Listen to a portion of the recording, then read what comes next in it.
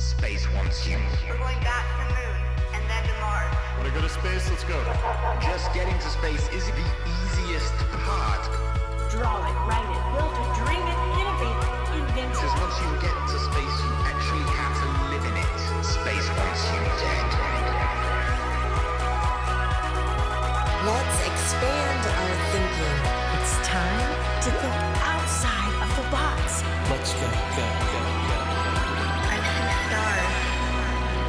Hello, everyone, and welcome to Season 2 of the Cities in Space podcast. We're here to help you discover your future in space, and we're so happy to have you joining us today. I'm your host, Holly Malier. We wanted to start this season with a high-powered launch, and boy, do we have a guest for you today. During our last podcast, we interviewed Sarah Gillis and Anna Minnam from the Polaris Dawn mission, where they discussed their plan to conduct over 40 experiments while in space, some of which were medical experiments to benefit research at St. Jude's Children's Research Hospital. We're going to be continuing that trajectory and diving even deeper with our guest, who is also an astronaut as well as a space medicine expert. But before that, because STEAMSPACE is all about STEAM, I want to celebrate that our guest grew up playing the piano, singing, songwriting. She recently said, "Science needs art. Music and art have made me better at thinking creatively, which has made me a better problem solver in medicine, exploration, and space." Dr. Shawna Pandya is a physician, public speaker, martial artist, advanced underwater diver, skydiver, pilot, and director of space medicine for the International Institute for Astronautical Sciences, also nicknamed IIAS. She will be doing a collaboration launch no earlier than 2026 with a collaboration between IIAS and Virgin Galactic. They will be planning their launch on Virgin's new Delta-class flights to conduct space-based biomedical and physiological research. Joining her will be U.S. astronaut Kelly Gerardi and Irish astronaut Dr. Nora Patton. And just one more quote from Dr. Pandya. "Today I embark upon what I was born to do. It is not lost on me that I am the first named Canadian female commercial astronaut and the fourth Indian of origin female astronaut. These communities have shaped who I am, and I promise to do you proud. I am ready for it." Shawna, this is so incredibly exciting. Talk about being a role model. Welcome to the show. Thank you so much for having me. It's an absolute delight to be here. Well, I'm thrilled. How are you today? I'm fantastic. Great. Okay, there is so much I want to discuss with you today, and I feel like we have very little time to do it. I feel like this quite often with our podcasts, but we make our podcasts applicable for the classroom so instructors have time to do our projects and lessons and listen to amazing guests like you. So we're just going to jump in. I've been listening to your talks since at least 2016. I think the first time I heard you speak was at the New Worlds Conference in Austin, Texas. That was 2015 or 2016. That was quite a while ago. Ooh. Since then, I've heard you speak at multiple events and conferences and seen you through the years. And I've always heard you say you knew you were meant to be an astronaut. And here you are. Not only that, but you will be doing what you specialize in, science and research. I'm so excited for you. Can you talk to us a little bit about what you're going to do for this launch and how it will benefit space medicine and our future in space? Yeah, absolutely. I'm so excited to be here and so excited to be talking about my work. For those who are new to me, I've been part of the International Institute for Astronautical Sciences since 2015. I have been part of the Institute's operations for that period of time. I've started off as a student. I am now the chief instructor for our space medicine course, and I also direct our space medicine groups through which any biomedical sciences and space medical science that we do, including on the upcoming Polaris Dawn mission. That's the arm through which we do our medical science. And what we will be doing on our upcoming IISO2 mission will be an extension of the work that we've done previously. So on our first suborbital research flight, during which my teammate and our first research astronaut, Kelly Girardi, flew, I was the primary investigator for a continuous glucose monitor. And that was the first time a continuous glucose monitor was sent to space in suborbital flight. Whoa. And so that's really important for a variety of reasons because we know that on orbital missions, astronauts who tend to be the healthiest of the healthy still tend to develop pre-diabetic changes and insulin resistance, and we don't know how quickly that occurs. So, studying glucose changes in a shorter suborbital flight profile will help us get insight into how quickly that occurs. Secondly, we know that going back to my previous statement, space has traditionally been reserved for the healthiest of the healthy. Mhm. So, folks who may have had or who may have a continuous glucose monitor due to childhood diabetes or being insulin dependent in adulthood previously would have been disqualified from going to space. By proving the safety of a continuous glucose monitor in spaceflight, we're opening up that the accessibility to spaceflight for folks who may have previously been disqualified by virtue of being having to use a continuous glucose monitor. Finally, when we study changes in physiology under extreme conditions, such as the spaceflight environment, that gives us further understanding into how normal physiology may act and how that may be applicable to normal terrestrial conditions, such as we may experience on Earth. All of that backstory is to say that we've created the inroads for a lot of biomedical science, whether it's continuous glucose monitoring on our first suborbital spaceflight, whether it's pupilometry in orbital spaceflight, such as with Polaris Dawn. We have the legacy of a lot of medical research on which we're building and down selecting our payloads to finalize what we'll be flying on my upcoming space mission as early as 2026. Oh my gosh, I have so many questions following up with this. This is really exciting. And one thing I love that I want to talk to you about a little more during the show today is accessibility. And this is all about accessibility, right? As you're getting knowledge, it's opening up space for others, making us healthier, and also giving us great data for here on Earth. So this is fantastic and really exciting. Speaking of training, sounds like you are doing a lot of prep work. What else are you doing to prepare for this launch? Yeah, so there's a lot. This mission is a win in so many ways for our institute because, being able to send our first astronaut and research mission to space with the IISO1 flight, as well as with Kelly, was just, an incredible manifestation of all of the teamwork, coordination, and planning and science that it took to send a human to space. Yeah. And now we get to do so with three of our astronauts. And the advantage of that is it also magnifies and changes what we can do in terms of payloads that might require multiple people to operate in Mhm. spaceflight. So we have been doing parabolic flight or zero G flights. Some people may know of it as the vomit comet, in which we fly up and down. Yes. Terrifying, terrifying. Could never do it. A lot of fun, but also gives us a lot of insight into scientific processes in microgravity or zero G. And so I've been a part of 12 zero G campaigns in my life total, 11 of which have been through IIAS.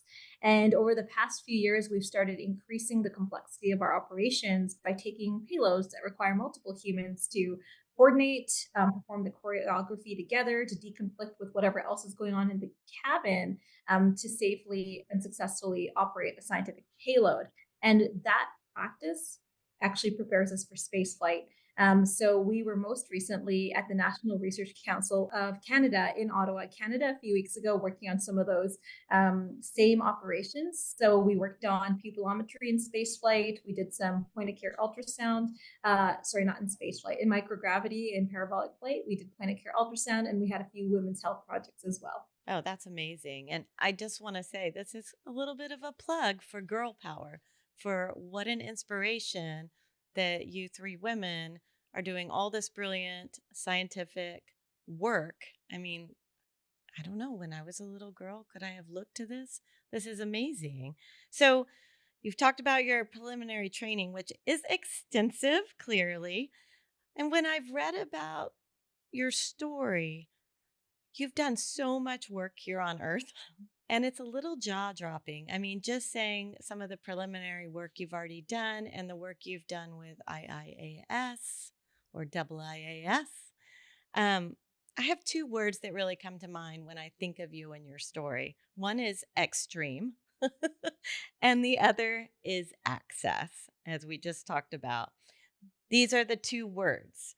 People really look at you in a lot of regards as an extreme environment expert. You've been a leader and in command on so many fronts. You've done the Mars desert environment simulations, you've done underwater training, you've worked in emergency rooms, which you currently do, and you've led spacesuit testing in extreme environments. And I would say yet, but it's really an and. You simultaneously advocate for disaster relief, human rights, poverty alleviation. Talk to us a little bit about how all these things play into each other and perhaps support each other, and what has been the attraction and common thread when studying space medicine and now becoming an astronaut. That's kind of a long question because that was like multiple questions, but I know you've got this. Yeah, that's a great question. I think the thread I'm going to pull on there is the commonalities between everything from advocating for what's right versus working in highly operational, dynamic team environments. And the answer is, at the end of the day, it's all about the people. So whether I'm working in the emergency department, caring for a sick patient, it's all about making sure we have that rapport and my patient trusts me in their most vulnerable moment.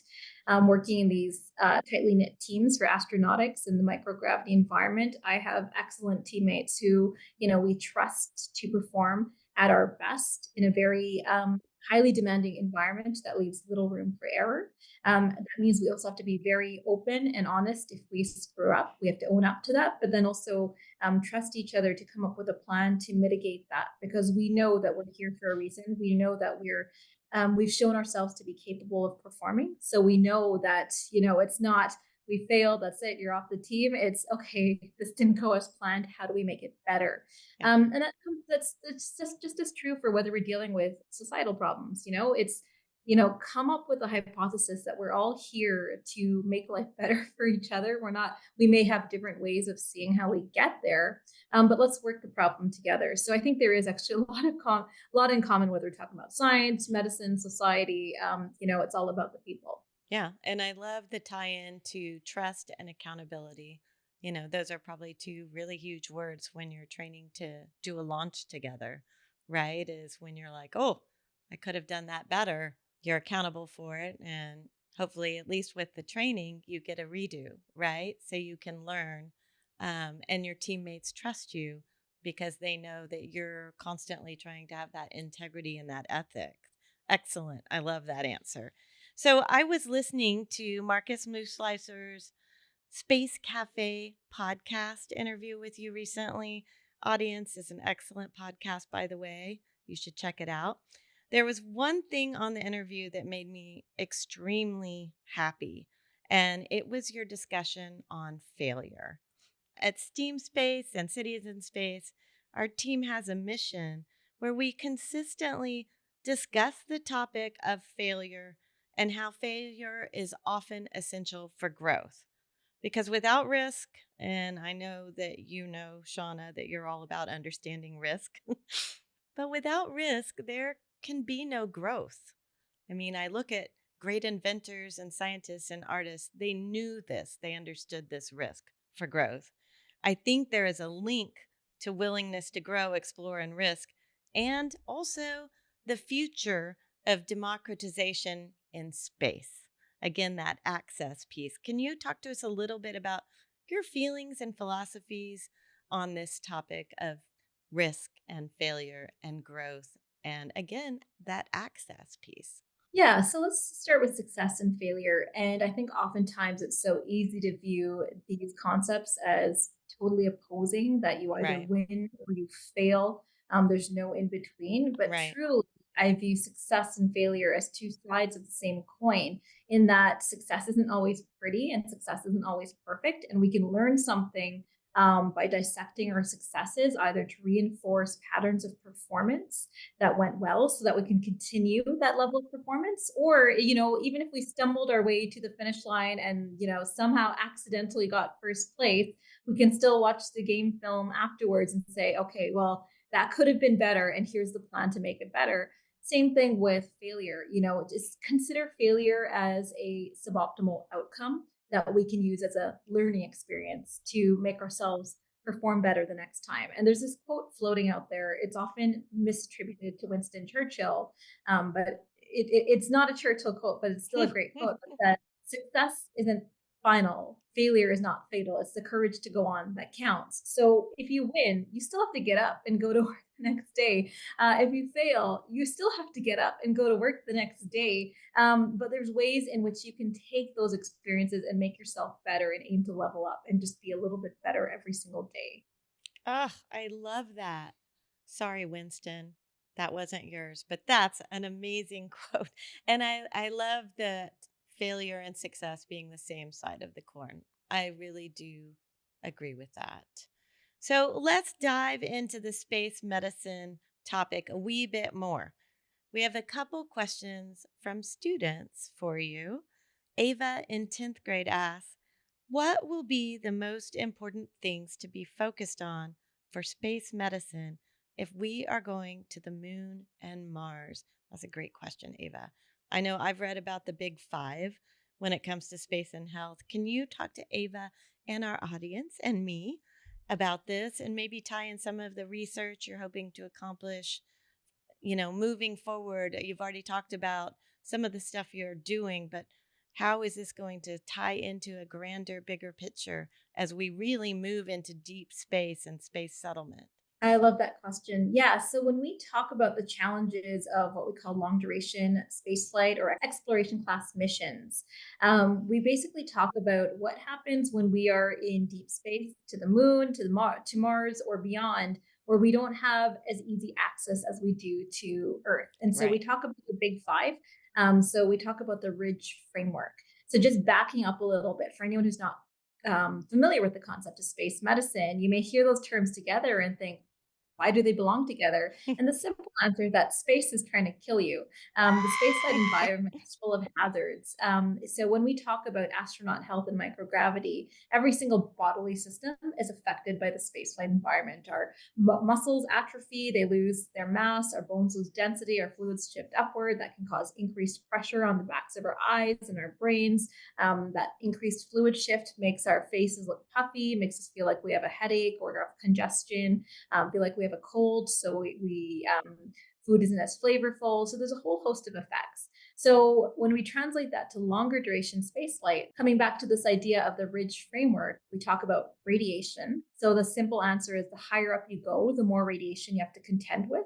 So if you're flying on a transatlantic flight from New York to London, you're exposed to about 40 times the amount of radiation you would be at surface level. At the level of the International Space Station, at about 250 miles, 400 kilometers, you're experiencing about 250 times the amount of radiation in a single day that you would compared to surface level. Wow. Yeah, and that's still less than you would be exposed to, say, on a deep space mission to Mars, which would be 750 times. And the Ah. reason for that difference is because at the level of the International Space Station, you're still low in air quotes, in that you're in low Earth orbit. You're still within the protective confines of the Van Allen belts, which filter out all of that higher energy ionizing radiation that comes from solar particle events and galactic cosmic rays. And so that's the R in radiation. Then we talk about isolation and confinement. So you have to be as good as working in a team as you are working on your own and dealing with long periods of loneliness, of boredom. You just have to be able to be really malleable, because we know that if we're not, that can have effects on both the individual and the crew. And it's always awkward, when you're asked to leave the space station midway to Mars because you're not getting along with the crew. The D in the Ridge framework stands for distance from Earth. This kind of comes back to what I was saying about being increasingly autonomous and increasingly capable. So when we talk about really big distances, we have near real-time communications at the level of the International Space Station. When we talk about a round-trip communications delay due to the distance between Earth and the Moon, it's still about 2.2 seconds. So you'll notice it, but you can still have a relatively real-time conversation. Now, depending on where the Earth and Mars are in their orbits, you may have anywhere from a 6-minute to 46-minute round-trip communication delay. And then if the sun is in between the two planets, you may have a 2 to 3 week complete blackout communication period. So this is why we say crews need to be increasingly able to handle medical emergencies on their own, because they may not have the capability to receive help from Earth. Yeah, and I feel lonely just talking about it. I The G in the Ridge framework stands for gravity. So that includes everything from the increased gravity loads of launch and landing to the effects we may see in zero G for prolonged periods that I was just talking about with bones and fluids and muscles. But we also have a lot to learn about what we do in partial gravity. So 38% gravity on Mars, 70% gravity on the Moon. We still need to learn a lot about where the physiological changes lie on that spectrum. And finally, E in the Ridge framework talks about environment. So that's everything from altered day-night cycles. So we can experience one sunrise or sunset every 90 minutes at the level of the International Space Station because we're orbiting the Earth at that period. So that's 16 sunrise sunset cycles for 24-hour periods. If you're at the Moon's equator, your day is 14 days and your night is 14 days. Wow. There's also what we know from the Apollo missions is that the lunar dust or the lunar regolith was a very potent skin, respiratory, eye irritant. And so there's a whole host of considerations when we talk about long duration spaceflight. If you want to briefly explain that framework of what we talk about when it comes to health challenges for astronauts for the Moon, Mars, and beyond, just talk to them about the Ridge framework. Wow. I mean, Ava, I think we might have given you a lot of answers. Okay, quick review. Could you bullet point the big five for our student audience? Yeah, big five. So Ridge, R for radiation, I for isolation and confinement, D for distance from Earth, G for gravity, and E for environment. Okay, excellent. Thank you. And thanks for a great question, Ava. And that ties in to our second question from Michael in 12th grade. Just thinking about you talking about confinement and even, how long or how short your day and night are. This kind of moves into that. Michael asked, do you believe that different governments and companies will include mental health in space medicine, just like more concrete issues such as radiation and other health issues? Absolutely. So we have to, and throwing back to that Ridge framework that we just described, when we talk about isolation confinement, that also refers to the psychological effects. Mhm. So when we talk about screening astronauts at the space agency level, we're looking for the healthiest of the healthy, including for psychological fitness as well as physiological fitness. So mental health very much plays a factor in the well-being of our crews, mission success, and overall productivity. And so it's not just about staving off loneliness and strife and arguments, but it's also keeping people happy and entertained and engaged. So we also talk about positive psychology and those effects. So we were talking about psychology, and I was talking about this concept in positive psychology called salutogenesis. And that's basically viewing adversity or extreme environments as an opportunity for growth, as an opportunity to rise to the occasion. So why do we do really hard things?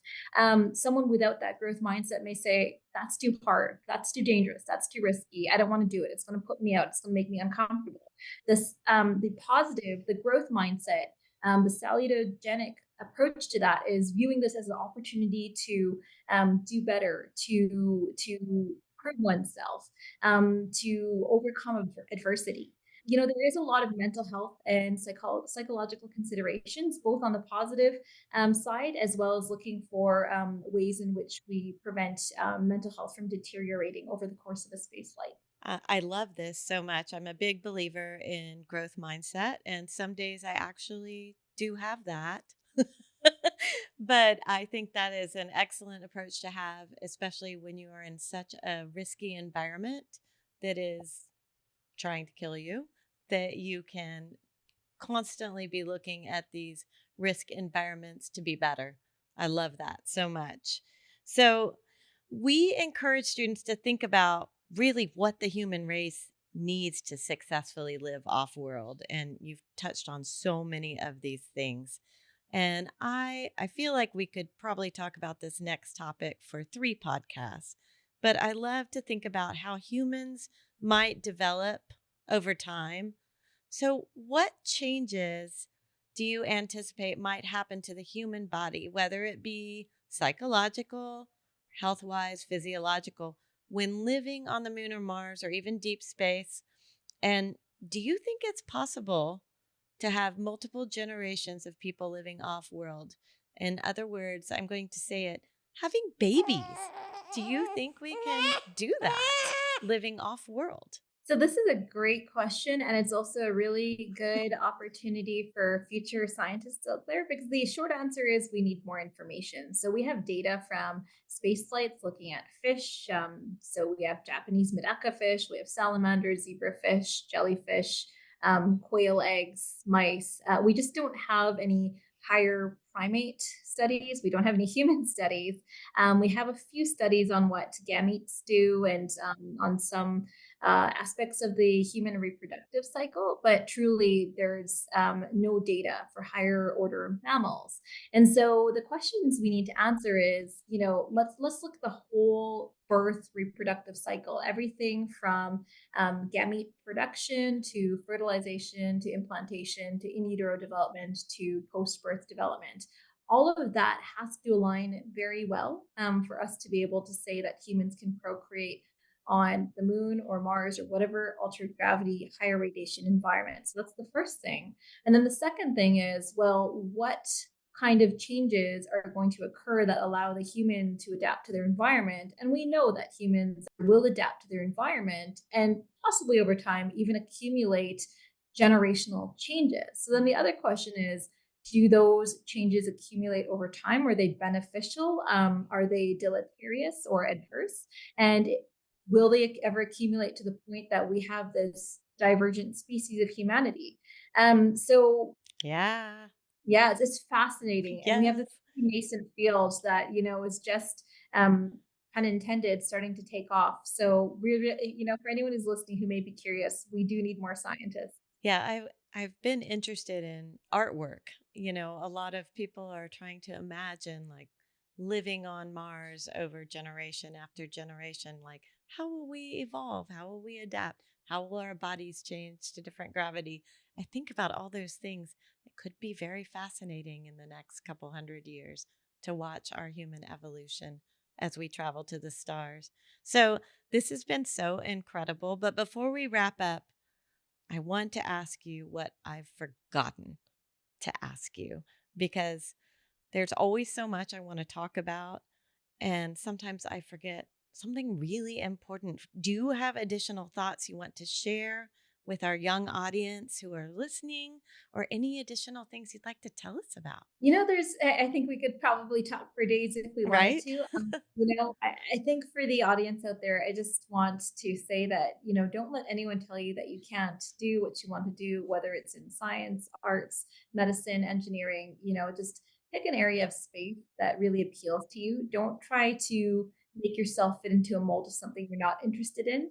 And then just aim to be really, really, really good at it. And then don't let anyone feel like you don't belong there, because you absolutely belong there. So there is space for all of us. Great final words. And I'm sure you had a wonderful mentor. I know I have had wonderful mentors. Do you have anyone that you look to that inspired you getting started in all this? There's been so many through the years, and I've just kind of kept this mental tally of many of the astronauts that I've met, because they've all embodied this very similar mindset that I've come to kind of think of as the astronaut mentality. In that it's not always it's never about this is too hard or I'm not good enough. It's about I will always aspire to the next level. I believe that those around me are capable of achieving that as well. And I will help everyone. I will help my teammates get to that next level because it's only by working together that we succeed. Wonderful. Oh my gosh, this has been such a great podcast. Thank you, Dr. Shawna Pandya, for your time today.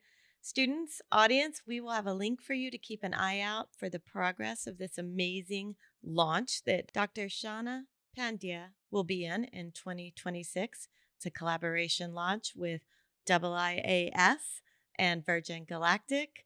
We cannot wait to watch the progress on this. Thank you so much for being here today. What an insightful and exciting podcast. Thank you so much for having me on. Audience, if you like what you heard today and what you learned about, please follow us on our Cities in Space Facebook page, as well as our Instagram at Steaming for Space, and share this podcast with your friends, your colleagues, the world. We can be found on most major podcast platforms such as Spotify, Apple, Google, Amazon. As you know, we love to hear from you. If you would like the opportunity to have your class submit questions for our future guests this fall season, please reach out and we will add you to our email list. You can do this by going to our website at steam-space.org and hitting the Contact Us button. We are so grateful for our supporters, and if you would like to join with others with a donation as we seek to reach students everywhere, please visit our site and hit Support Us. Every donation matters and helps us to provide new content and create aligned essential questions and classroom projects, which you can also find on our website along with our podcast for free. Special thanks to our producers at RNCN Studios and our amazing podcast musician, Nate Zivin. Thank you to our wonderful team at STEAMSPACE. It takes a village, my friends. That's a wrap, audience. Our next guest will be Dr. Phil Metzger. We will be discussing several topics, but the big focus will be all about the democratization of space. Space for all! Don't miss it. We can't wait to be with you next time. In the meantime, keep looking